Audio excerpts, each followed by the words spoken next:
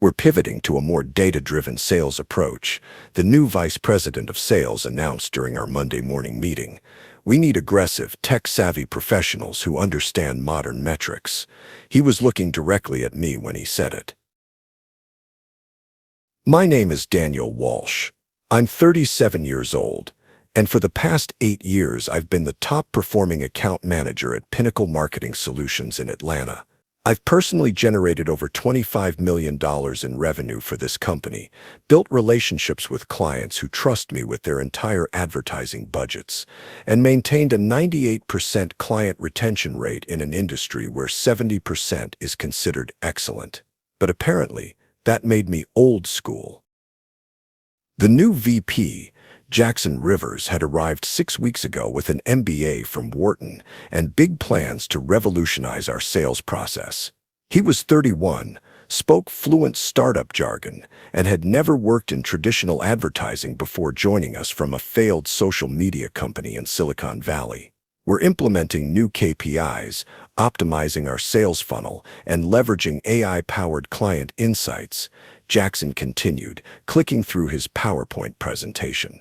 The era of relationship-based selling is over. Data drives decisions now. I raised my hand. What about our existing client base? These relationships took years to build. That's exactly the mindset we need to disrupt, Daniel. Modern clients want efficiency and results, not golf games and dinner meetings. After the meeting, Jackson called me into his office. The walls were already covered with charts showing conversion rates, pipeline velocity, and customer acquisition costs. My 8 years of client files had been replaced with dashboards and heat maps. Daniel, I'm going to be direct with you, Jackson began, not bothering to sit down. Your approach is holding the team back while everyone else is embracing modern sales methodology. You're still operating like it's 2015. My numbers speak for themselves, I replied. I brought in $3.2 million last quarter, but your pipeline conversion rate is only 23%. The industry standard is 35%. Because I qualify leads carefully, I don't waste time on prospects who aren't serious buyers. Jackson shook his head. That's old school thinking. Modern sales is about volume, optimization, and systematic process improvement.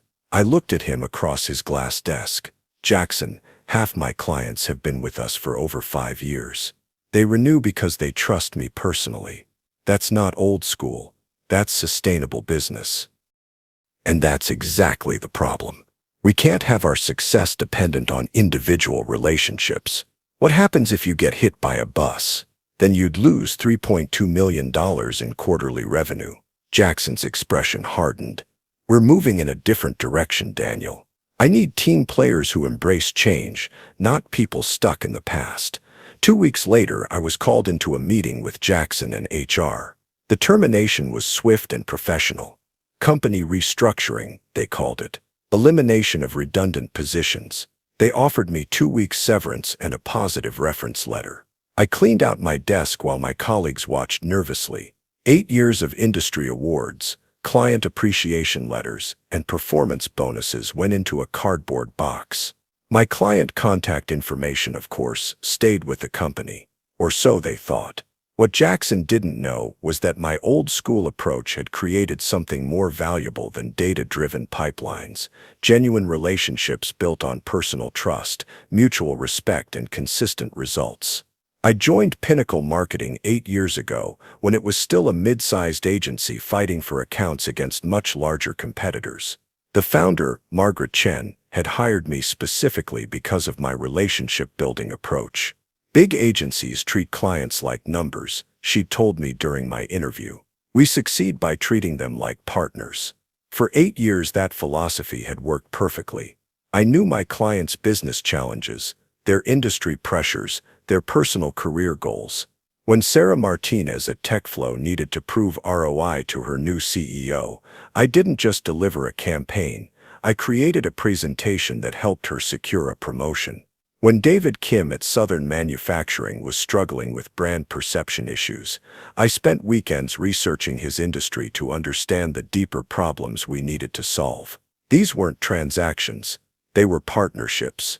And partnerships, I'd learned, survived agency changes, budget cuts, and corporate restructuring.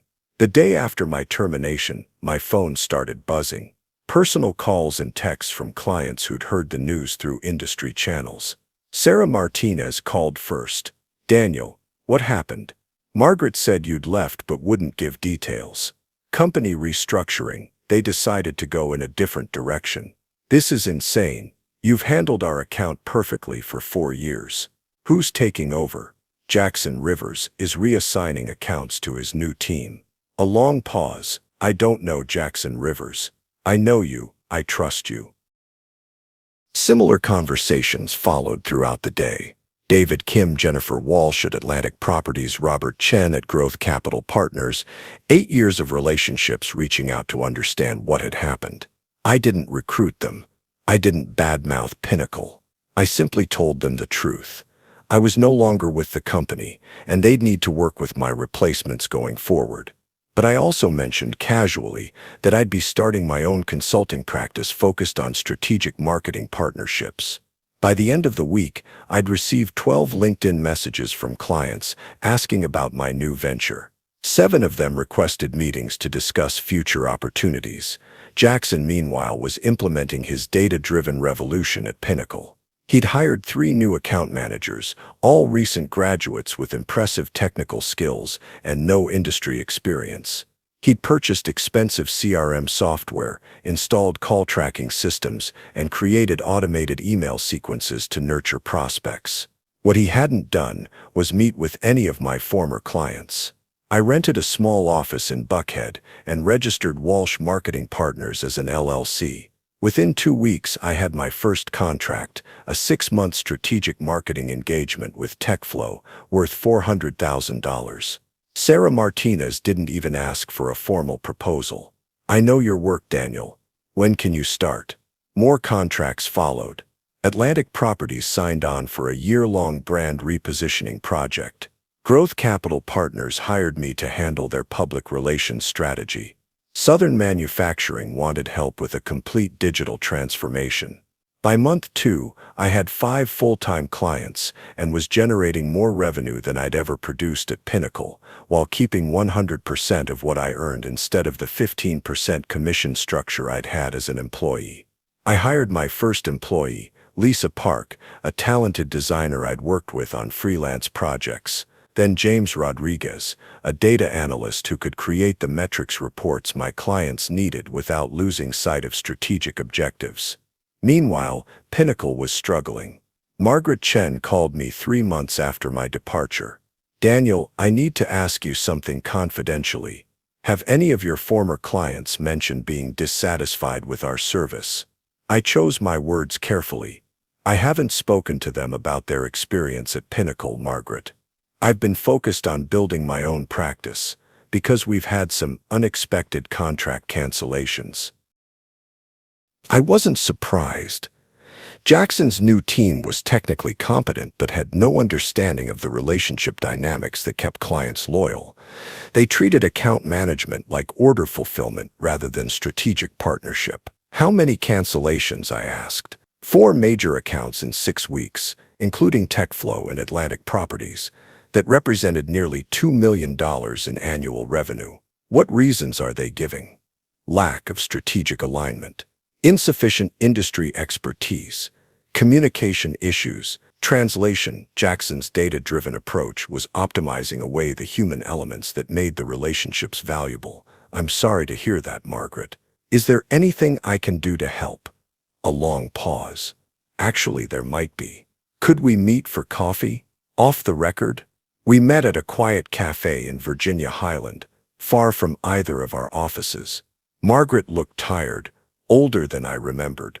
"Jackson is brilliant," she began, "but he doesn't understand our industry. He's treating advertising like software sales, all metrics and automation. That approach works for some businesses," I said diplomatically, "but not for ours. Our clients are making million-dollar decisions based on trust. They need to believe that we understand their challenges and will fight for their success." I nodded but said nothing. "Daniel, I made a mistake letting Jackson push you out. I let myself get convinced that we needed to modernize, but I never considered what we might lose in the process. What are you thinking, Margaret? I'm thinking that maybe there's a way to fix this. What would it take for you to come back? I sipped my coffee, considering the offer. 6 months ago, I would have jumped at the chance to return to Pinnacle with better terms. Now, everything had changed.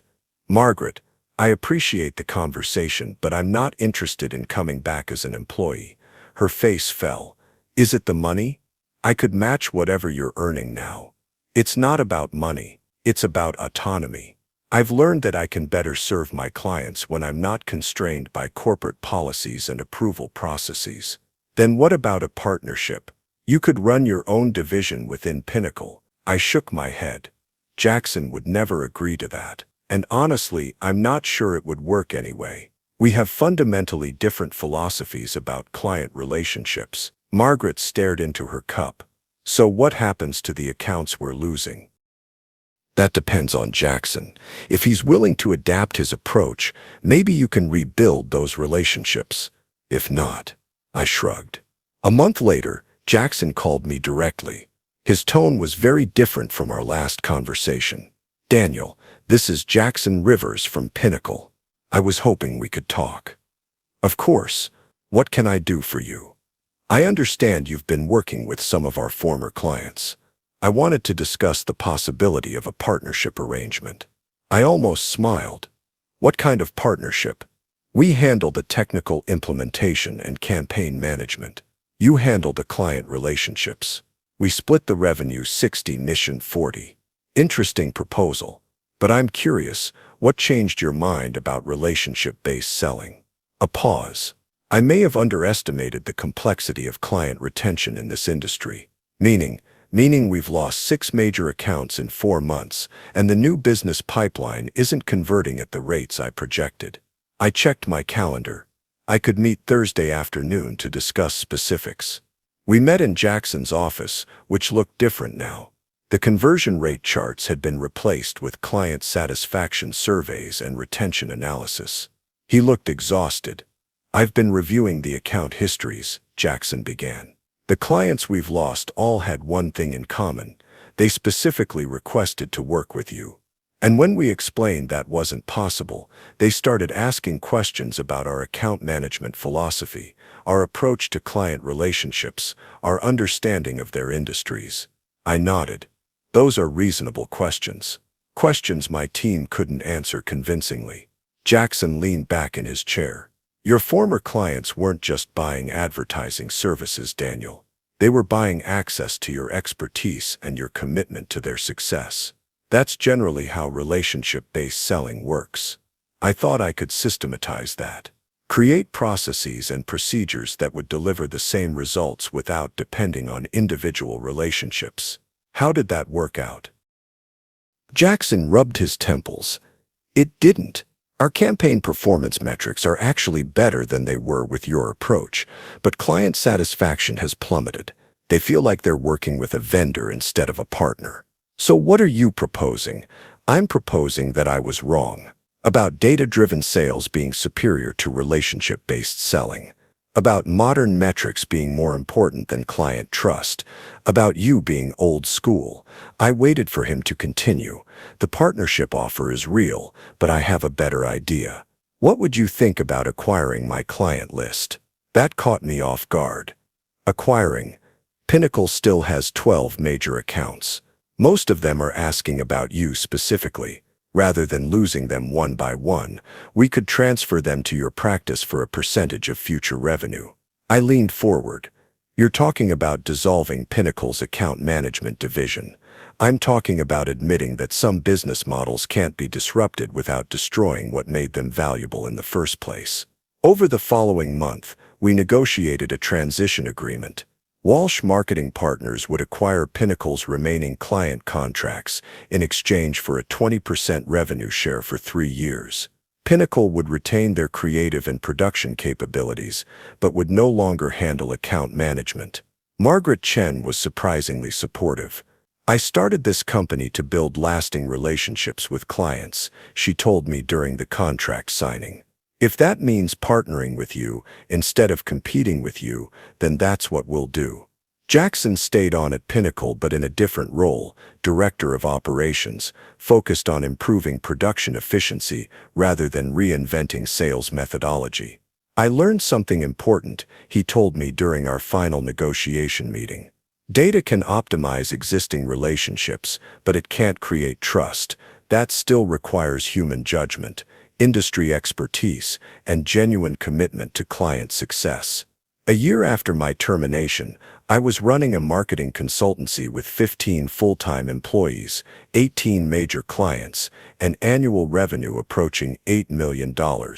We'd grown by focusing on exactly what Jackson had called old school, building genuine partnerships based on trust, expertise, and consistent results. My approach hadn't changed.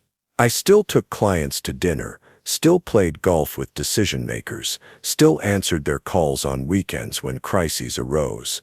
But now I also had the data analytics capabilities Jackson had championed, the project management systems he'd implemented, and the performance metrics he'd tracked.